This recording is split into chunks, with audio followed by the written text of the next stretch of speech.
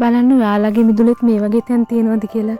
මගේ මේ ප්ලේස් එකේ මොනවාවත් හරියන්නේ නැහැ. මම මල් පැල හැදුව එකක්වත් හරියන්නේ මං හිතන්නේ මෙතන ගල් වෙන්න ඇති. ඊට පස්සේ මම මේ විශ්බෝන් කියන මේ ප්ලාන්ට් එක මෙතන හැදුවා. බලමු මේක කොහොමද හැදෙන්නේ කියලා. මේකවත් හරියයිද කියලා බලමු.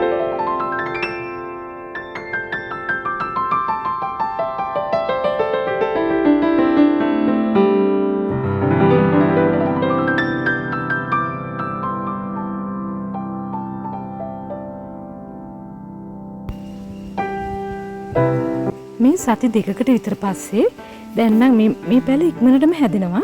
දැන් නම් චුට්ට මල් පිපිගෙන එනවා. මං හිතන්නේ ඒක හරියයි කියලා. මේකට ලොකු පසක් ඕන වෙන්නේ නැති හින්දා ටිකක් පැල වෙලා තියෙනවා. හැබැයි ඒත් සරුවටම නෑ. බලමු ආයේ මොකද වෙන්නේ කියලා.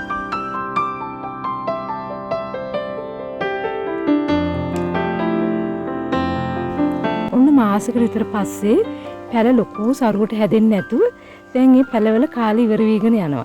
හැබැයි ඉතින් අර වෙන දේවල් වලට වැඩිය ටිකක් හරි ඒකේ මල් පිපිලා ලස්සනට තිබුණා. මොකද මේ ප්ලාන්ට් එක ඉතින් ලොකු කාලයක් තියෙන එකක් නෙවෙයිනේ.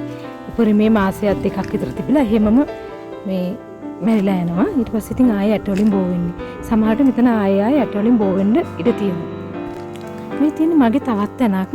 මගේ මෙතනත් අර ස්පේස් එක උඩ තිබුණා. මම මේ ස්පේස් එක වහන්න එක වර්ගයේ පැල වර්ග ඉඳලා තියෙනවා. බලන්නකෝ. ඔයාලට අදහසක් ගන්න පුළුවන්ද කියලා. විවිධ වර්ගයේ පැල මේ පොඩි ප්‍රමාණයක් තියෙන මෙතන. මම එතන විවිධ දේවල් හැදුවා. එතකොට එතන අර පිරීලා හැම දෙයක්ම තියෙනවා ලස්සනට. වැස්සත් එක තමයි මේ ලස්සන පෑවුවොත් නම් මේ ටික නැති වෙයි. මෙන්න මෙහෙමයි මේ ටික මම පුරවගත්තේ මල් වලින්. මල් පැල වලින්.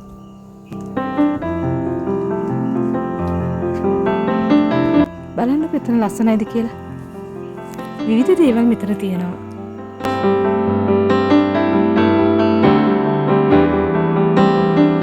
මෙතන මේ වැටට වගේ මම මේ ස්පයිඩර් ප්ලාන්ට් එක මම හිතන්නේ මේක ස්පයිඩර් ප්ලාන්ට් වෙන්න ඕනේ. මේක තමයි මේ වැටට වගේ අයිනටම හදාගත්තේ. ඊට මේක කොහොම හදාගෙන ගියා. මෙතන බර්ඩ් නෙස්ට් එකක් මේ තියෙන්නේ.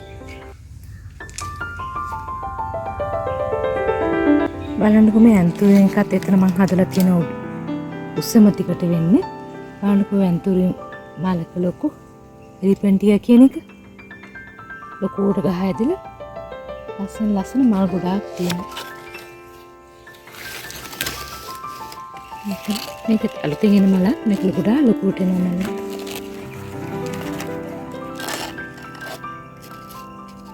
පිටිපස්සට එන්න මම මේ ඇන්තුරියම් ටික දාගත්තා. මේ ගහ ලොකුවට හැදෙනවා. ඒක නිසා මේක මම පිටිපස්සට එන්න හැදුවා. ගොඩාක් ලොකු මලක් අඩියක් විතර තියෙනවා. ගහත් ඒ වගේම ගොඩාක් ලොකුයි. එතන අනිත් පැත්තෙන් ගියාම මේ විදිය මෙතන ඇන්තුරියම් වර්ග තියෙනවා.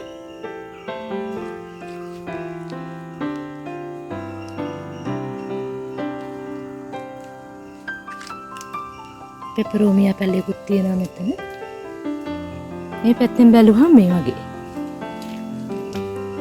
ඕකිඩ් එකක් මම හදලා තියෙනවා. වෙසක් මල් කියලා කියන්නේ ඒක. එතන ඉතින් ප්‍රධානම දේ කෙසෙල් පඳුරක්. ඒක අස්ස තමයි මම මල් හදලා තියෙන්නේ. මෙහෙම තමයි පේන්නේ. මේ අනිත් පැත්ත.